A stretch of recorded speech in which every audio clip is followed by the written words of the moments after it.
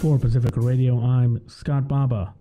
Millions of Southern Californians are on edge as winds began picking up during a final round of dangerous fire weather forecast for the region. The outlook for today includes a rare warning of a, quote, particularly dangerous situation. A red flag warning was issued by the National Weather Service from the central coast to the border with Mexico from 3 a.m. to 3 p.m., but forecasts suggest that conditions for firefighting will later improve with calmer winds and more humidity expected. Julie Walker reports.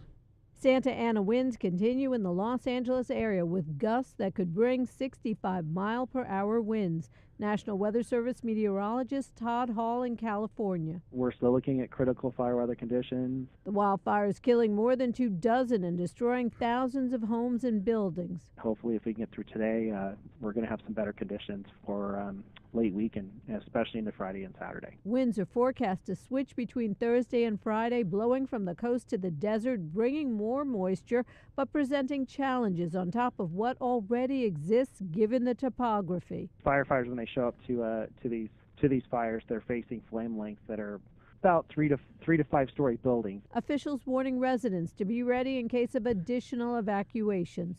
I'm Julie Walker. Firefighters got a reprieve yesterday when winds were unexpectedly light and they were able to make progress battling the two huge Los Angeles area fires and quickly snuff out several new fires. The death toll for the Palisades and Eaton fires has reached at least 25, and over 12,000 homes and other structures have been destroyed. Meanwhile, President-elect Donald Trump met with House Republicans at Mar-a-Lago over the weekend to discuss linking California wildfire aid to a debt ceiling increase, as fires in Los Angeles threaten to become one of the costliest U.S. disasters. Nearly 24 Republicans attended the meeting, including California Representatives Jay Obernolte, Tom McClintock, Kevin Kiley, Doug LaMalfa, Darrell Issa, Ken Calvert, Vince Fong, and Young Kim. However, House Speaker Mike Johnson was absent. No decisions were finalized, though Trump urged swift action to address the debt limit. The proposal faces pushback from Democrats and some Republicans wary of politicizing disaster relief. Internal GOP divisions also complicate tying the measure to a broader reconciliation bill on border, energy, and tax policies. Federal disaster funds remain sufficient for now, but the fire's scope may require additional aid. Trump's upcoming inauguration and ongoing disputes with California Governor Gavin Newsom over wildfire management could further impact relief efforts. Impeached South Korean President Yoon Suk-yeol has been taken to a detention center near Seoul over his imposition of martial law last month.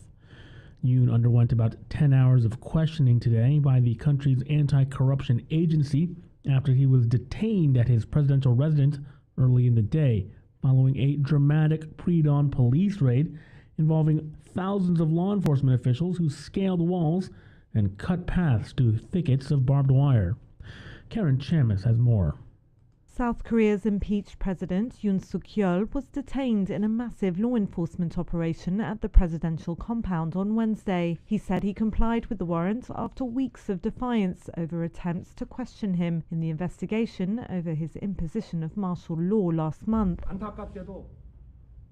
In a video message recorded before he was escorted to the headquarters of the anti-corruption agency, Yoon lamented that the rule of law has completely collapsed in this country. Yoon contends the agency doesn't have the authority to investigate whether his declaration of martial law was attempted rebellion. He insists it was a legitimate act of governance after the Liberals leading parliament thwarted his agenda. I'm Karen Chamas. The U.S. Securities and Exchange Commission has sued billionaire Elon Musk, saying he failed to disclose his ownership of Twitter stock in a timely manner in early 2022, before buying the social media site. As a result, the SEC alleges Musk was able to underpay by at least $150 million for shares he bought after he should have disclosed his ownership of more than 5% of Twitter's shares. Musk started amassing Twitter shares in early 2022, and by March of that year, he owned more than 5%. At this point, the complaint says he was required by law to disclose his ownership, but he failed to do so until later.